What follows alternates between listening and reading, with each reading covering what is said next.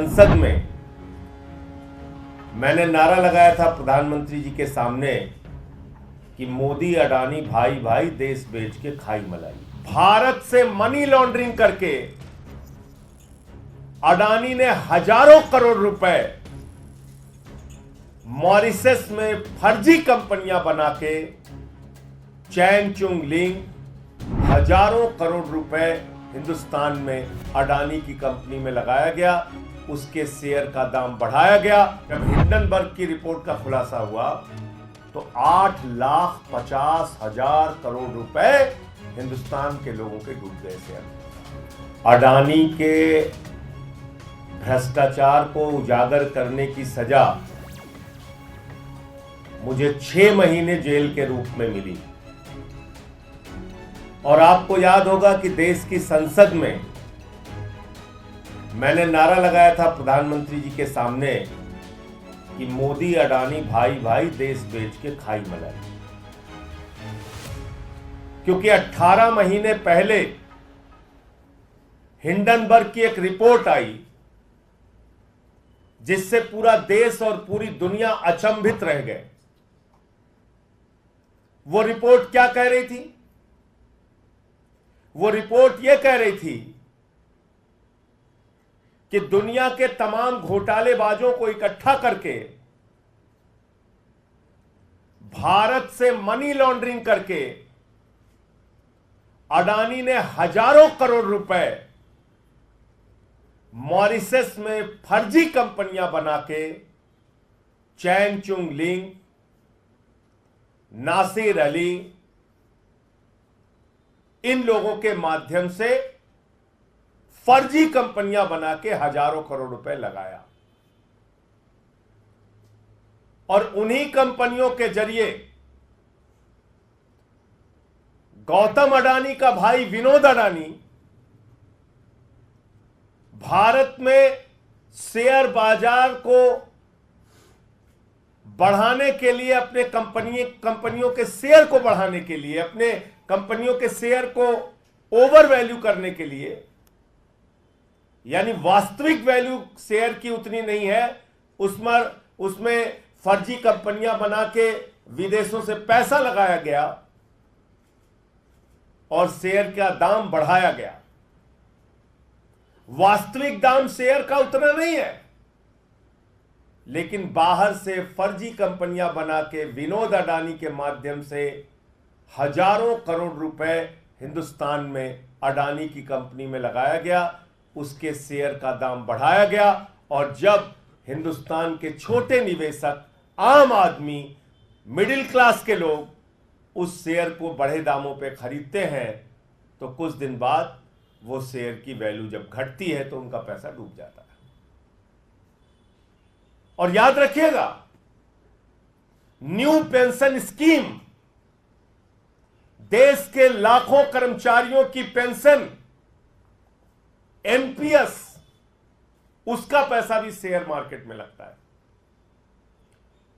LIC का पैसा भी शेयर मार्केट में लगता है। और अगर वहां यह घपला और घोटाला हो रहा है तो अडानी का पैसा नहीं डूब रहा है, इस देश के आम आदमी का पैसा डूब रहा है। यह सरल भाषा में हमें समझना चाहिए। यह अडानी का पैसा नहीं डूब रहा है, उसने तो भ्रष्टाचार कर रखा है। यह देश के लाखों करोड़ों लोगों का गाढ़ी कमाई का पैसा जो शेयर बाजार में वो लोग लगाते हैं, वो पैसा डूब रहा है। और कितना डूबा आप कल्पना कर सकते हैं? अगर मैं इस प्रेस कॉन्फ्रेंस में कहूं तो जीरो लगाते लगाते आप थक जाएंगे। जब हिंडनबर्ग की रिपोर्ट का खुलासा हुआ तो 8,50,000 करोड़ रुपए हिंदुस्तान के लोगों के डूब गए शेयर मार्केट में। 8,50,000 करोड़ रुपए। मैंने तब मांग की थी बहुत जोर शोर से कि जेपीसी बनाओ, जेपीसी बनाओ, पूरे मामले की जांच कराओ, सच्चाई तक जाओ। इस देश के लोगों का पैसा डूब रहा है। अडानी ने फर्जी कंपनियां विदेशों में बना के अपनी कंपनियों के शेयर बढ़ाए हैं, उसके दाम बढ़ाए हैं, पैसा गलत ढंग से लगाया गया, खुलेआम ये मनी लॉन्ड्रिंग का मामला है, भ्रष्टाचार का मामला है। एक आवाज नहीं सुनी गई मेरी। मोदी जी ने क्या किया? मोदी जी ने कहा इसको पकड़ के जेल में डालो। उठा के मुझे जेल में डाल दिया गया, 6 महीने में जेल में रहा। जुर्म यही था, मैं फिर दोहरा रहा हूं, वो नारा संसद में, मोदी अडानी भाई भाई, देश बेच के खाई मलाई। और आज क्या खुलासा हुआ है?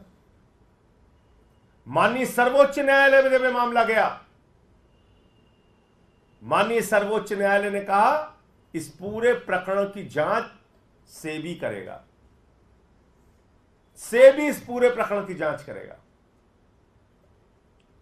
सेबी ने अपनी जांच शुरू की,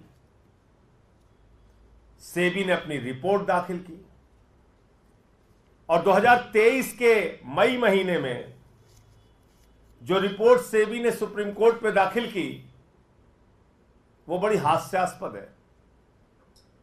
आप सुनेंगे तो आपको मजाक लगेगा। सेबी सुप्रीम कोर्ट में कह रहा है कि हम ऐसे जुड़े 13 मामलों की जांच कर रहे हैं और ये कर रहे हैं, वो कर रहे हैं, और बाद में कह रहे हैं हमें पता नहीं है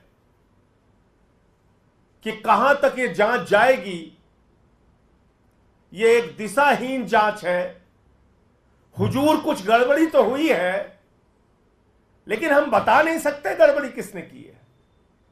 क्या करिए सीबी सुप्रीम कोर्ट में, हुजूर कुछ गड़बड़ी तो हुई है, किसने गड़बड़ी की है, क्या गड़बड़ी की है, यह हम बता नहीं सकते, और यह जांच दिशाहीन है, अंतहीन है, किस ओर जाएगी, कब तक चलेगी, यह हमें पता नहीं।